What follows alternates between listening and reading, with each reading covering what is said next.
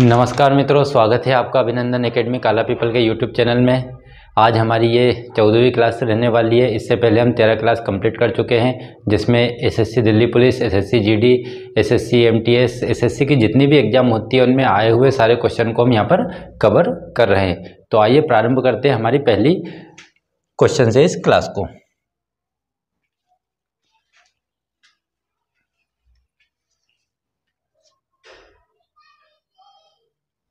Olympic खेलों के ग्रीष्मकालीन और शीतकालीन दोनों संस्करणों का आयोजन करने वाला विश्व का पहला नगर कौन सा है? तो ये नगर बना है बीजिंग। विश्व का पहला नगर जो शीतकालीन और ग्रीष्मकालीन दोनों ओलंपिक की मेज़बानी करने वाला जो विश्व का पहला नगर था वो कौन सा था? बीजिंग था, जो कहाँ पर आता है? चीन में आता है। तो कौन सा आंसर हो जाएगा इसका? बीजिंग इसका आंसर हो जाएगा। ठीक है, कौन सा नगर है? बीजिंग।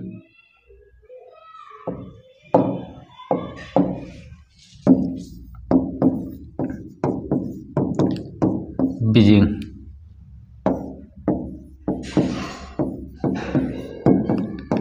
बीजिंग इसका क्या होगा? सही आंसर। जो कहाँ पर स्थित है? तो चीन में स्थित है। कहाँ पर स्थित है?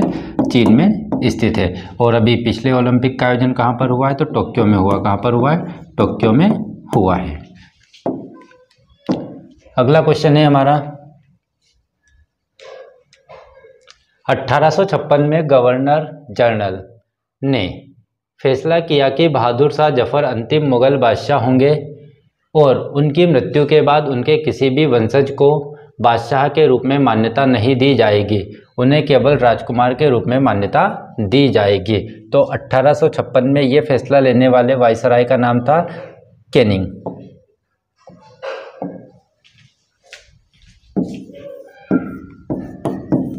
कैनिंग कौन था? कैनिंग। इसी के समय में 1857 की क्रांति होती है। तो कई बार क्वेश्चन बनता है 1857 की क्रांति के दौरान भारत का जो वायसराय था वो कौन था? कैनिंग था। और कैनिंग ने ही क्या फैसला लिया था? तो बहादुर शाह जफर अंतिम मुगल बादशाह होंगे और उनके बाद उनकी मृत्यु के बाद उनके किसी भी वंशज को बादशाह के रूप में मान्यता नहीं दी जाएगी, केवल राजकुमार के रूप में उन्हें मान्यता दी जाएगी। लेकिन 1857 की क्रांति के बाद पूर्णतः मुगल साम्राज्य खत्म कर दिया जाता है और सत्ता किसमें के हाथों में चली जाती है? पूर्णतः ब्रिटिशों के हाथ में चली जाती है। किस अनुच्छेद में यह उल्लेख किया गया है कि नीति निर्देशक सिद्धांत न्यायालय द्वारा प्रवर्तनीय नहीं है? नीति निर्देशक सिद्धांत न्यायालय द्वारा प्रवर्तनीय नहीं है, मतलब ये न्यायालय द्वारा लागू नहीं किए जा सकते। सरकार चाहे तो इनको लागू करे, अन्यथा ना करे। तो इसका उल्लेख अनुच्छेद नंबर 37 में दिया गया है। नीति निर्देशक सिद्धांतों का लागू होना, अनुच्छेद 37। किसी भी दशा में अनुच्छेद 37 के तहत हम न्यायालय के माध्यम से नीति निर्देशक सिद्धांतों को लागू नहीं करवा पाते। जिस तरीके के हम अनुच्छेद 32 के तहत, किसके तहत? अनुच्छेद 32 के द्वारा मौलिक अधिकारों को लागू न्यायालय के द्वारा करवा सकते हैं, उस प्रकार अनुच्छेद 37 के तहत नीति निर्देशक सिद्धांतों को न्यायालय द्वारा प्रवर्तनीय या लागू नहीं किया जा सकता। ये सरकार पे डिपेंड होता है, ये इन्हें लागू करे या ना करे। और ये कहाँ से कहाँ तक उल्लेखित है? तो ये अनुच्छेद 36 से लेकर तो कहाँ तक है? अनुच्छेद 51 तक इनका उल्लेख आपको मिलता है नीति निर्देशक सिद्धांत का। और कौन से भाग में मिलेंगे? तो भाग 4 में। किस में? भाग 4 में नीति निर्देशक सिद्धांत आपके मिलने वाले हैं। और इसका जो आंसर है वो क्या है? 37। ठीक है। और मौलिक अधिकार को किस के तहत? तो अनुच्छेद 32 के तहत लागू कराया जा सकता है। किस नाम से लघु हिमालय और शिवालिक के बीच स्थित घाटियों को जाना जाता है? तो लघु हिमालय और शिवालिक हिमालय के बीच पाए जाने वाली घाटी को किस नाम से जाना जाता है? तो इन्हें दून और द्वार के नाम से जाना जाता है। ठीक है, दून और द्वार के नाम से जाना जाता है। पूर्व में इनको द्वार कहा जाता है और पश्चिम में इनको दून कहा जाता है, जैसे हरिद्वार और देहरादून।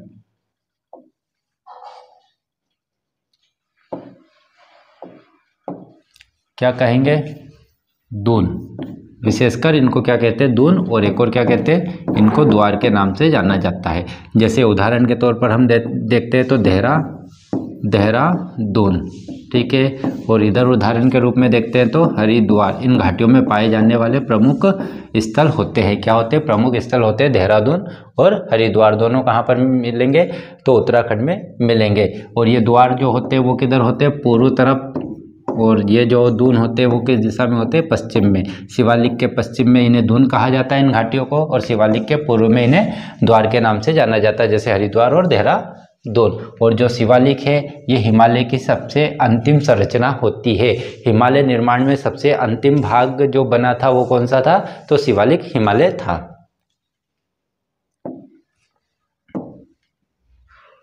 भारत ने पहली बार आईसीसी T20 विश्व कप क्रिकेट की मेजबानी किस वर्ष की थी? 2016 में। किस वर्ष की थी? 2016 में की थी, ठीक है। तो और इस साल कौन सा है? तो वनडे एक दिवसीय क्रिकेट मैच का वर्ल्ड कप यहाँ पर भारत में हो रहा है 2023।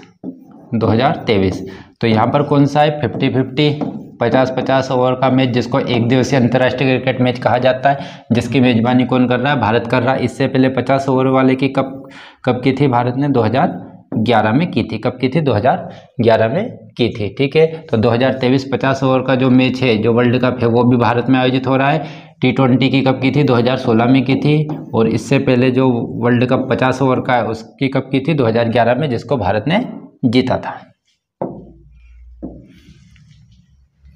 प्रसिद्ध संगीतकार अप्पा जलगांवकर किस वाद्य यंत्र से संबंधित है? तो इनका संबंध है हारमोनियम से। किससे संबंधित है?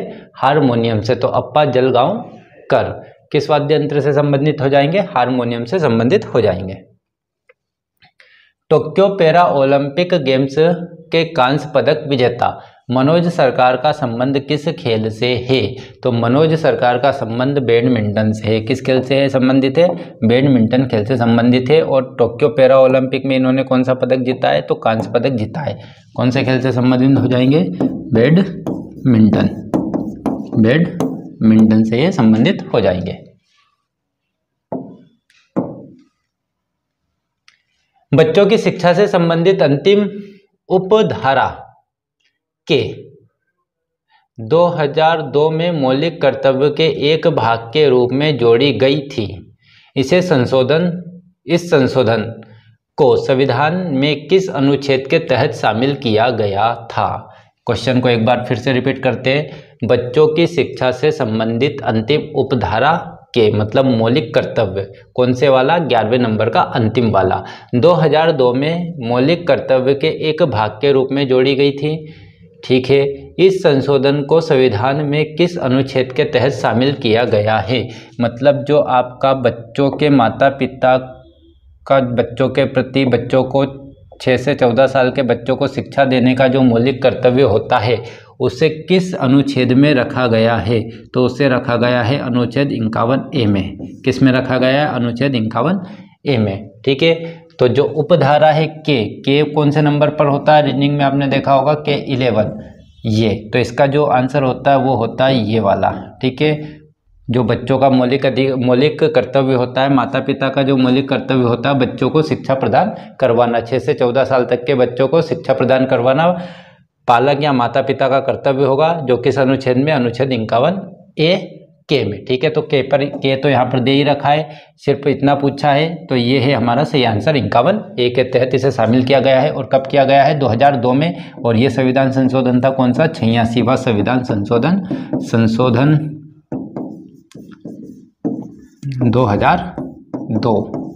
2002 के द्वारा।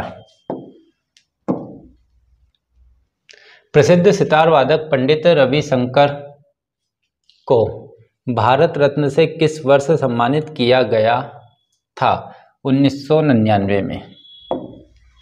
प्रसिद्ध सितार वादक पंडित रविशंकर को भारत रत्न से किस वर्ष सम्मानित किया गया था? तो इनको किया गया था 1999 में सम्मानित किया गया था। भारत रत्न से सम्मानित कब? 1999, ठीक है। और अभी लास्ट बार कौन सा मिला है? तो 2019 का मिला है। कौन सा मिला है? 2019 का मिला है। उसके बाद अभी तक किसी भी व्यक्ति को भारत रत्न से सम्मानित नहीं किया गया है। तो 2019 में कितने लोगों को दिया गया था? 3 लोगों को दिया गया था।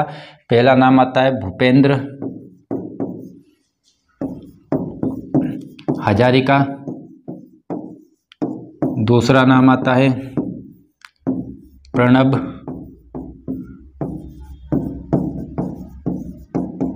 मुखर्जी, और तीसरा जो नाम आता है वो आता है नानाजी देशमुख। किसका? नानाजी देशमुख, नानाजी देशमुख का। मौलिक कर्तव्य पर लागू होते हैं, तो मौलिक कर्तव्य किस पर लागू होते हैं? मौलिक कर्तव्य नागरिकों पर लागू होते हैं, ठीक है, क्योंकि भारत के प्रत्येक नागरिक का कर्तव्य होता है कि वो भारत के संविधान, राष्ट्रीय ध्वज और राष्ट्रीय गान का सम्मान करे। तो इस प्रकार जो मौलिक कर्तव्य होते हैं वो किस पर लागू होते हैं? भारत के नागरिकों पर लागू होते हैं। प्रत्येक नागरिक का कर्तव्य होते हैं। कितने होते हैं? तो 11 कर्तव्य होते हैं। और किस में दे रखे? अनुच्छेद 51A में इनका उल्लेख किया गया है। कौन सा लोक नृत्य देवी दुर्गा और महिषासुर के बीच कृत्रिम युद्ध को दर्शाता है? देवी दुर्गा और कृत्रिम क्या है? महिषासुर के बीच कृत्रिम युद्ध को दर्शाता है।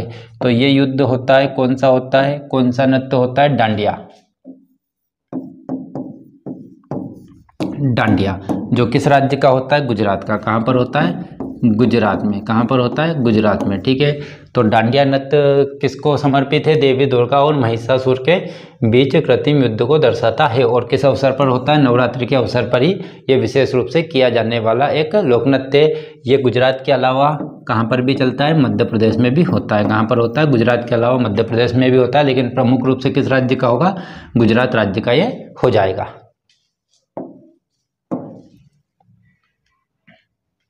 विधि द्वारा स्थापित प्रक्रिया किस देश के संविधान से भारत के संविधान में ली गई है? तो विधि द्वारा प्रक्रिया जापान के संविधान से। किस देश के संविधान से? जापान देश के संविधान से इसे भारत के संविधान में ग्रहण किया गया है। कहाँ से किया गया है? जापान। और जापान को क्या बोला जाता है? उगते हुए सूर्य का देश। फ्यूजियामा जो ज्वालामुखी है वो भी कहाँ पर स्थित है? तो जापान में स्थित है। और टोक्यो इसकी राजधानी है। और यहाँ पर काय का आयोजन हुआ था कुछ समय पहले? तो 2021 में ओलंपिक का आयोजन हुआ था, टोक्यो ओलंपिक, जिसमें नीरज चोपड़ा ने स्वर्ण पदक जीता था। चक्री एक सामूहिक गीत है। यहाँ के लोक संगीत का एक लोकप्रिय रूप है। तो कहाँ का लोकप्रिय गीत होगा ये? तो ये होगा कश्मीर का। कहाँ का हो जाएगा? कश्मीर का हो जाएगा। तो चक्री या चक्कारी, ठीक है, कहाँ का हो जाता है? जेके का, जम्मू कश्मीर का। कहाँ का होता है? जम्मू कश्मीर का। तो चक्री एक सामूहिक गीत है, ठीक है। यह जम्मू कश्मीर के लोक संगीत का एक लोकप्रिय रूप है। तो इसका जो सही आंसर है वो क्या होगा? जम्मू कश्मीर। संविधान के किस अनुच्छेद में कहा गया है कि किसी भी व्यक्ति को उसके पर एन या दैहिक स्वतंत्रता से विधि द्वारा, तो यहाँ पर थोड़ा सा टाइपिंग मिस्टेक है, इसको थोड़ा सा सुधार करने की आवश्यकता है।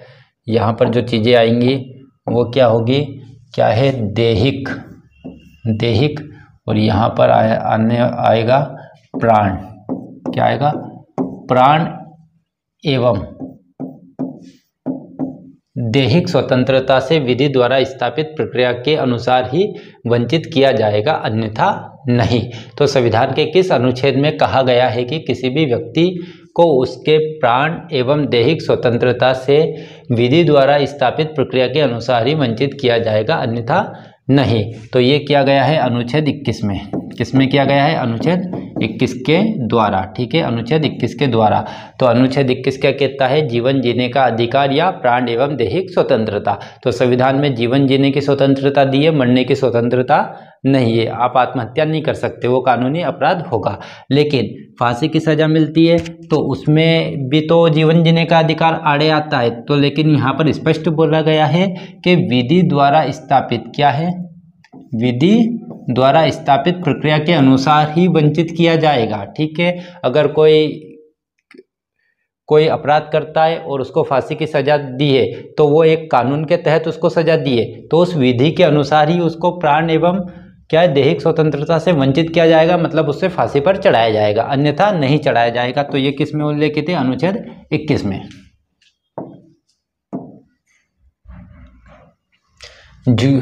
झूमर एक पारंपरिक आदिवासी नृत्य है जो मुख्य रूप से किस राज्य की महिलाओं द्वारा खेती के मौसम में किया जाता है?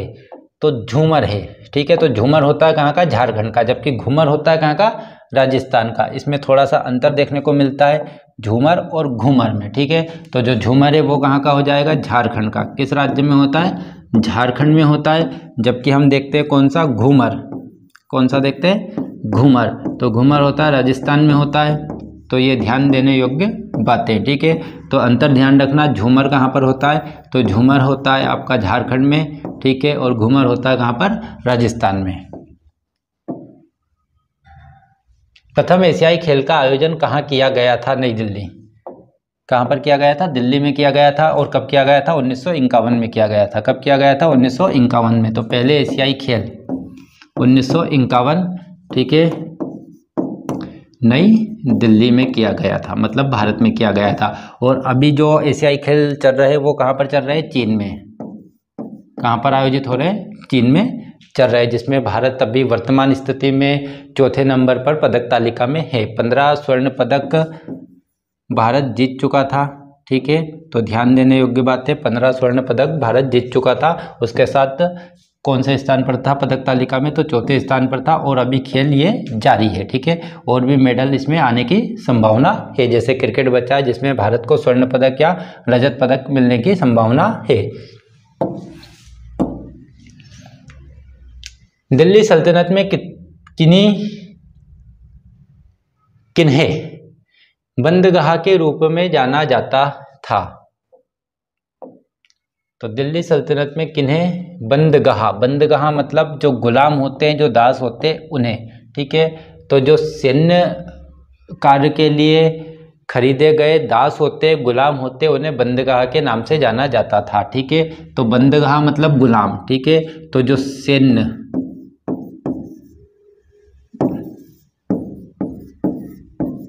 सैन्य कार्य हेतु खरीदे गए, सैन्य कार्य हेतु खरीदे गए गुलाम या दास, गुलाम या दास को क्या कहा जाता था, बंदगाह के नाम से जाना जाता था, ठीक है। तो किस काल में, दिल्ली सल्तनत काल में इन्हें किस नाम से जाना जाता था, गुलाम को या दास को, तो बंदगाह के नाम से जाना जाता था। दक्षिण में राष्ट्रकूट वंश नामक वंश का संस्थापक कौन था। तो राष्ट्रकूट वंश की स्थापना किसके द्वारा की गई थी, तो ये की गई थी दंती दुर्ग के द्वारा। किसके द्वारा, दंती दुर्ग के द्वारा, ठीक है। क्या नाम था, दंती दुर्ग, दंती दुर्ग के द्वारा राष्ट्रकूट वंश की स्थापना की गई थी। दंती दुर्ग के द्वारा राष्ट्रकूट वंश की स्थापना की गई थी, जो किस क्षेत्र में था, तो महाराष्ट्र क्षेत्र में आपका शासन कर रहा था। टेस्ट मैच में न्यूनतम ओवर दर क्या होती है। टेस्ट मैच में न्यूनतम ओवर दर क्या होती है, तो टेस्ट मैच में न्यूनतम ओवर दर होती है आपकी 18 ओवर प्रति घंटा। 18 ओवर प्रति घंटे की दर से टेस्ट मैच में ओवर दर होती है। अकबर के प्रशासन के तहत दहशाला प्रणाली से संबंधित थी, तो ये राजस्व प्रणाली से संबंधित थी। किससे संबंधित थी, राजस्व से, ठीक है। किससे संबंधित हो जाएगी, अकबर के प्रशासन के तहत दहशाला, तो ये हो जाएगी राजस्व से संबंधित, राजस्व से संबंधित।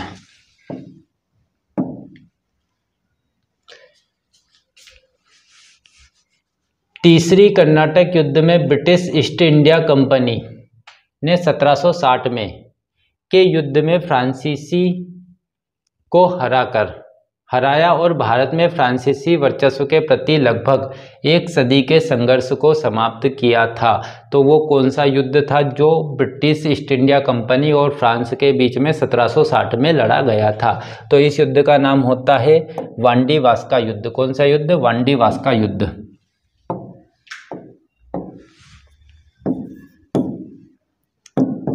वांडीवास का युद्ध जो तीसरे कर्नाटक युद्ध के अंतर्गत लड़ा जाता है, वांडीवास नामक स्थान पर, जिस युद्ध में ईस्ट इंडिया कंपनी किनको हरा देती है, तो फ्रांसीसियों को हरा देती है और फ्रांसीसियों का यहाँ से वर्चस्व क्या हो जाता है, भारत से खत्म हो जाता है और पूर्णता कौन अधिकार कर लेते हैं, तो अंग्रेज लोग यहाँ पर अपना अधिकार जमा लेते हैं। तो इस युद्ध को किस नाम से जाना जाएगा? तो वांडीवास के युद्ध के नाम से जाना जाता है, जो कब लड़ा गया था? 1760 में लड़ा गया था, आयरकोट और लाली के बीच में।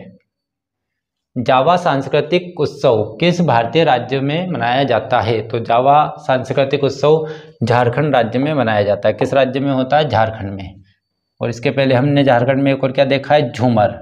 ठीक है, तो जावा उत्सव कहाँ होता है? जावा उत्सव होता है आपका झारखंड में। कहाँ पर होगा? झारखंड में होगा।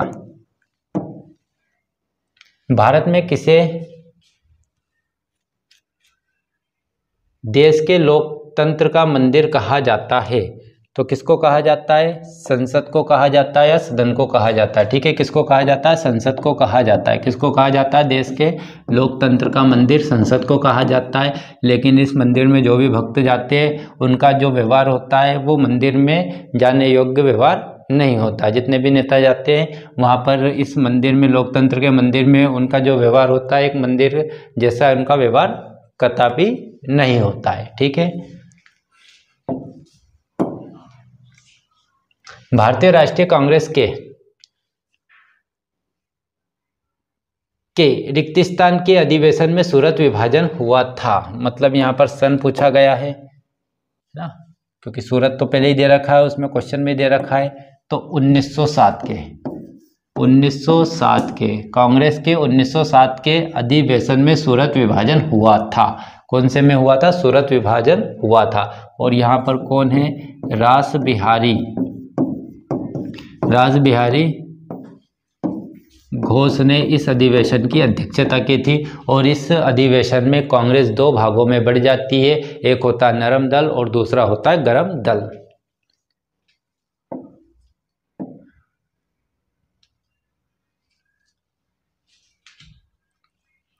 ये हमारा आज का लास्ट क्वेश्चन है। उस्ताद बंदू खान और संतोष मिश्रा किस वाद्य यंत्र के प्रसिद्ध वादक थे? तो इनका संबंध था किससे? सरोद से। तो किससे संबंधित है? सरोद वादक है। किससे संबंधित है? क्या हो रहा है? सरोद वादक, प्रसिद्ध सरोद वादक के नाम से ये क्या थे? प्रसिद्ध सरोद वादक थे। कौन कौन थे? तो बंदू खान और संतोष मिश्रा जी। और ये हमारा आज का लास्ट क्वेश्चन था। क्लास हमारी यहीं पर खत्म होती है। वीडियो को पूरा देखना है, चैनल को सब्सक्राइब करना है और वीडियो को ज़्यादा से ज़्यादा शेयर करना है।